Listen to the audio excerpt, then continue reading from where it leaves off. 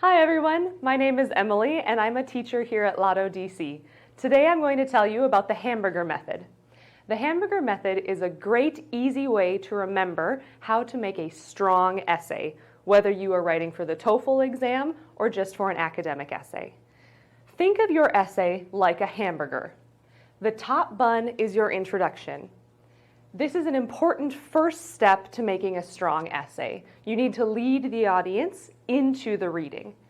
But before you get too far, think about these little sesame seeds on top as your hook.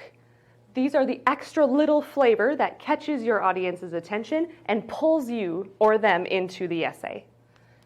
The next part, and in my opinion the most important part, is the cheese, or the thesis statement.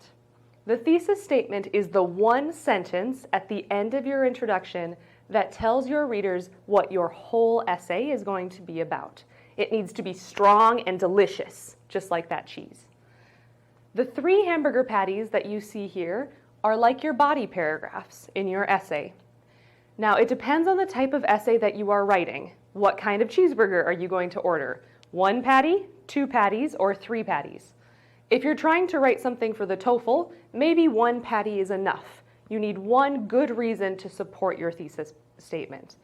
But sometimes you want to add 3 strong patties to make this a meaty, delicious hamburger and really support your essay. And finally, the bottom bun is your conclusion. This is a very important part because if you have a hamburger and you don't have a bun at the bottom, your sandwich will fall apart.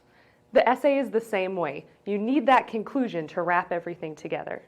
This has been another LADO tip.